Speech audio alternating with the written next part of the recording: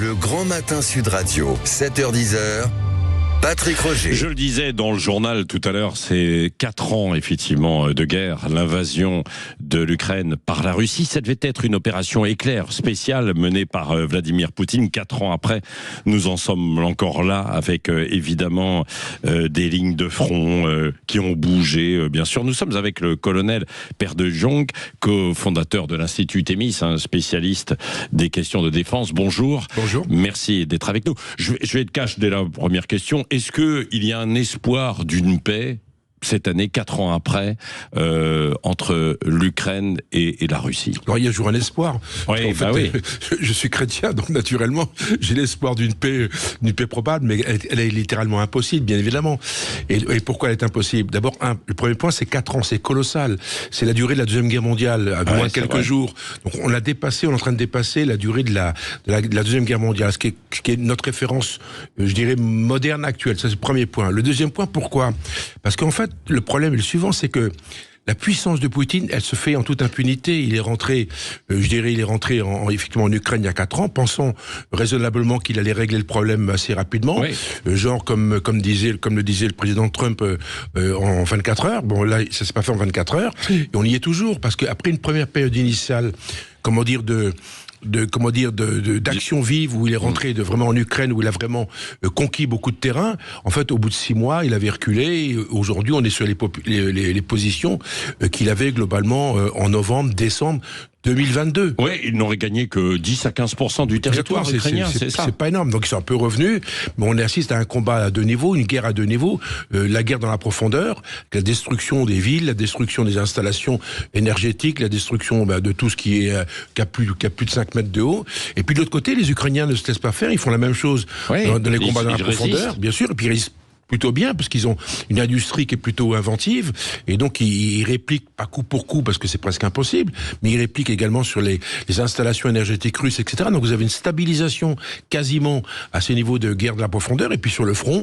on a un front qui stagne, qui reste en place. Pourquoi? Parce que les drones ont changé le modèle de la guerre, donc il n'y a plus de grands envolées ou de grandes escadronnades, comme on disait dans la cavalerie dans le temps, et on est sur un combat extrêmement statique avec des petits groupes. Les drones, c'est l'un des faits majeurs peut-être de cette guerre, c'est-à-dire qu'aujourd'hui, évidemment, enfin, si on revient à la Seconde Guerre mondiale, évidemment, là, on pouvait être surpris, on se souvient du débarquement, etc. Mais avec des drones, ça change tout, quoi. Le drone, c'est le char de 1917. Ouais. Quand le char en 1917 arrive sur le front, ça change la structure du front, ça change le rythme de la guerre, ça change beaucoup de choses. Et d'ailleurs, la même chose, en 39, quand les Allemands utilisent le couple char-avion, on a également des transformations. Là, le drone change le mode, la façon de combattre quelque part. Pourquoi? Parce que le drone inflige des pertes. Le drone, il vaut quoi? Quelques milliers d'euros. Il détruit un véhicule dans lequel vous avez 10 hommes. Donc voilà, vous avez des pertes. Donc ce fait-là fait que aujourd'hui, vous avez une espèce de mise en protection des unités. Donc ça s'arrête. Oui, colonel Père de Jong. En même temps, on se disait que Poutine, ce qu'il voulait, c'était cette partie du Donbass, l'accès à la Crimée, particulièrement importante et stratégique évidemment pour lui, et qu'une fois qu'il aurait ce territoire, peut-être qu'il aurait arrêté, quoi. Mais je pense il a en partie ce territoire. Moi, je pense qu'il a gagné la guerre, puisque il a Pourquoi il n'arrête pas, alors? Il a ce glacis, mais parce qu'en fait, en maintenant la pression, je pense qu'il a envie de la maintenir, il a envie d'arrêter, ou en tout cas, il a envie de baisser le rythme, parce que ça lui coûte relativement cher. Encore une fois, je veux dire que, et puis en termes de pertes, on sait qu'on sait pas exactement combien il y a de morts et de blessés. On dit plus de 300 000 côté russe, quoi. Oui, 300 000 morts. Oui, 300 000 morts, beaucoup plus d'ailleurs que sur le côté ukrainien, on serait à 150 000. Alors oui, effectivement, parce que quand on est en offensive, on consomme davantage d'hommes.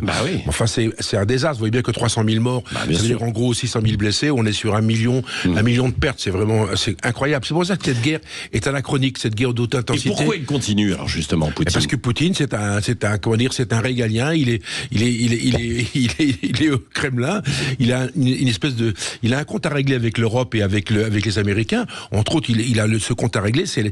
Quel est ce compte à régler qu'il a? C'est un compte à régler personnel. Très concrètement, en fait, il règle le problème de la chute du mur des années 90. C'est son humiliation ultime. Rappelons-nous, en 89, il est à Dresde, au KGB, dans les services de renseignement russes, et en fait, il voit le mur s'effondrer, il voit son monde s'effondrer. Et en fait, qu'est-ce qui se passe? Globalement, les Américains n'ont pas été très fins en poussant progressivement en direction de l'Est, et en direction, mais évidemment, un des pays de l'Est et deux de l'Ukraine. Et donc, il a dit stop. Et aujourd'hui, il est dans une situation, en fait, très concrètement, où il a arrêté les spotifs. Quel est l'intérêt de ça? C'est qu'en fait, le problème, c'est qu'en face de lui, il a retrouvé Trump. Et Trump, aujourd'hui, comprend la problématique de Poutine. Trump a compris comment fonctionnait Poutine. Et grâce à ça, il y a une forme d'alliance de fait, ce qui est absolument incroyable, ce qui fait qu'en fait, qui sait qu'aujourd'hui qui est isolé, c'est nous, Européens. Ben oui. Alors justement, nous, l'Europe, 4 ans après, et la France, alors, ça, où en est-on? C'est le deuxième désastre. C'est le désastre européen. Pourquoi? D'abord, premier point, les Américains se désolidarisent de l'Union européenne et surtout des Européens. L'OTAN aujourd'hui, je parie pas un copec, comme on dit à Moscou, sur la valeur de l'OTAN dans les années qui viennent. Il y a une restructuration. En tout cas, les Russes, les Américains repensent l'OTAN. Mais ils repensent l'OTAN, ils sont assez intelligents en disant, on va peut-être partir, mais en même temps, on verra les annonces qu'ils vont faire au mois de juin.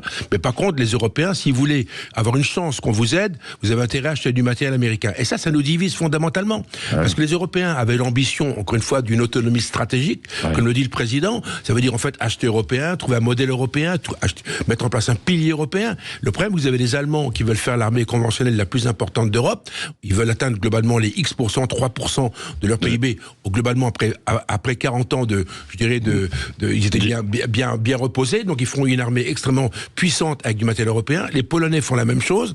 Les Allemands s'allient avec les Italiens. Et qu'est-ce qu'on voit au milieu de tout ça? Les deux pays fauchés du dispositif, c'est la Grande-Bretagne et la France, qui sont assis dans leur fauteuil au Conseil de sécurité aux Nations Unies, qui elles n'existent plus.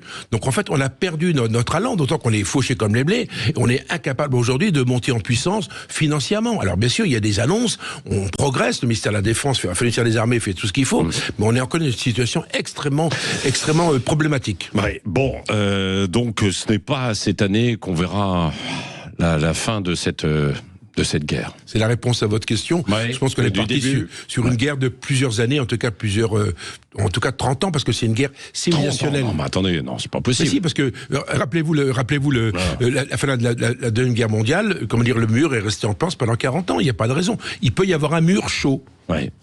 Merci en tout cas, colonel Père de Jonck, cofondateur de l'Institut Thémis, spécialiste des questions défense, d'être venu ce matin au micro Sud Radio nous expliquer évidemment tout ça, ces 4 ans de guerre.